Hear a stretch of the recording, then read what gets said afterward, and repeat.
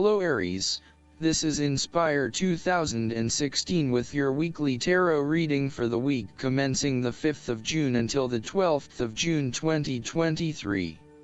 The first card for you is representing, how do you feel about yourself? Your card is the Five of Wands. You need to stand up for yourself and winning the conflict. There will be an end of conflict, tension, and competition of some sort. It is impacting your ability to move forward with your goals. Rather than being able to work together with others, you are coming up against it and are constantly being challenged on your point of view.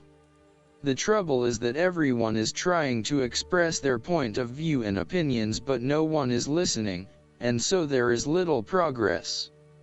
There is only conflict, and there is little or no value in the discussions that are occurring. Similarly, this card is representative of a group of people who are committed to an end, but they cannot fully agree on how to implement this goal, as each has their individual agenda as to how to bring this to fruition. Aim to turn this into constructive conflict by allowing each person to openly share their thoughts, but then listen to other people's thoughts. Once everyone has been heard and all opinions have been considered, determine the best path forward. The Five of Wands encourages an enthusiastic approach to change. Change is coming, whether you like it or not. However, your challenge will be in ensuring that everyone is on the same page and is focused on dealing with this change constructively and positively. Currently, there is scattered energy resulting from misdirected enthusiasm.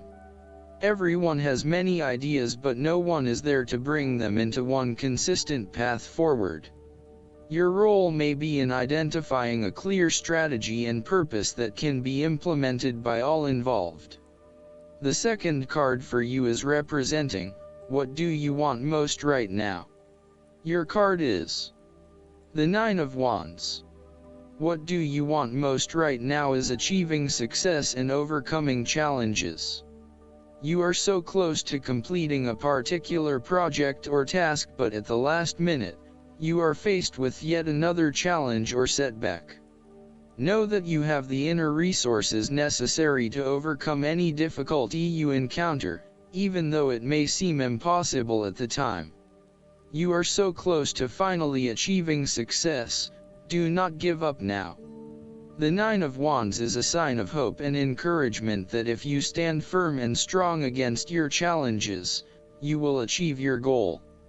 The challenges before you now are only the last bit of darkness before the break of a wonderful dawn. The Nine of Wands is like the one last test or challenge before you can reach ultimate success. You feel as if you have come to the end of your fighting powers, but you have the skill and determination in reserve. You are in a position of strength, and by drawing upon all of your courage and abilities, you will prevail. Once the last obstacle is overcome, you are home free. The Nine of Wands encourages you to be resilient. You will continue to be opposed by hidden enemies, and your interests will be questioned. Even in the face of such adversity, when you are feeling battered and bruised, you need to be patient and vigilant. Be assured that you will eventually prosper if you maintain your position. And remember, if you do not succeed at first, then try again. You may have experienced setbacks that now leave you feeling distrustful of others or even yourself. The turning point will come when you are able to leave the past behind you and to cultivate a more open mind about the future. While you have experienced losses in the past, it does not mean that you have to experience further losses in the future. Turn a new leaf and push on. Sometimes, the Nine of Wands encourages a risk-averse approach. You need to expect the worst and therefore take extra precautions to avoid any negative consequences to your plans. You need to be on guard and wary of any potential obstacles or opponents who may stand in your way. The third card for you is representing your fears. Your card is The Nine of Cups. You are afraid that your wishes are not materializing as expected. Your expectations may be unrealistic, or you may not be actively pursuing your dreams, instead hoping that they will manifest with little input or action from you. On a more emotional level, the Nine of Cups typically indicates a wonderful feeling of satisfaction you get from knowing that everything has fallen into place and you have everything you could imagine. However, there is a sense that there is still something missing deep down, and the inner fulfillment you have been seeking is still not present. There may be disappointments due to imperfections and mistakes, smugness, overindulgence, greed, superficial or materialistic values, shallowness, gluttony, and excessive preoccupation with gratifying your own desires, oftentimes at the expense of the needs of others. Physically, the Nine of Cups can indicate ill fortune due to overindulgence in food, alcohol, or drugs and the consequences that come with them. Be careful not to overdo the sensual pleasures and instead demonstrate some moderation in your indulgences. The Nine of Cups can suggest greed and a lack of concern for other people's needs in favor of your own. You may have an inadequate regard of how your behavior is impacting others, and are often found gloating or boasting about your successes while others are suffering. Be considerate, and even if you have something to rave about, think about the impact that may have on others. The fourth card for you is representing what is going for you. Your card is the Ten of Pentacles. You finally reach a point of completion and accomplishment in your journey. This sense of accomplishment is likely to be as a result of an improved career path, more solid financial reserves, a stable home environment, and a possible committed and long-term relationship. This is one of those cards that shows that everything will eventually come together in a wonderful way and you will feel highly successful and proud of everything you have achieved. You will also feel compelled to share this success with others to ensure that they are also well cared for. With the focus on the family, you may be more inclined to direct a lot of your energy into ensuring that your family has everything that they need, from finances to security and a good home life. You want to ensure that your children and family will always have everything they need. This card shows how family, or even extended family, is incredibly important. It represents tradition, being a part of something bigger and realizing that the blood of your ancestors runs through your veins. It signifies that you are part of a long chain of individuals who subsequently creates a family, a tribe, and a society. It provides structure where you can sit safely and comfortably, knowing that you are a part of history and heritage. The Ten of Pentacles is also a card of affluence and wealth. You are blessed with material abundance and are now free from any sort of money troubles. You feel financially secure and you are fortunate enough to have luck and success on your side to ensure your financial reserves are high. This card reflects permanence and creating a lasting foundation for future success. It is a card of commitment to a sustainable future, taking into consideration not just the short-term benefits of a particular venture but also the long-term benefits. It is about investing in the long term and knowing that you need a consistent approach in order to achieve success that will last the test of time. The fifth card for you is representing what is going against you. Your card is the Four of Wands. There is a lack of harmony or a breakdown in communication in your family or home. There may be tension between family members or loved ones and you are finding yourself getting caught up in other people's concerns and relationship problems. This may leave you feeling uncertain about your own relationships and what you can and cannot depend on. You may also be going through a period of transition in your family and home life and feeling some tension as a result. Similarly, You may find your home situation becomes increasingly unstable. There may be an external threat to the peace and happiness you once had in your home. You may be placed into a temporary situation which appeases your immediate concerns but does not yet solve the longer-term issues.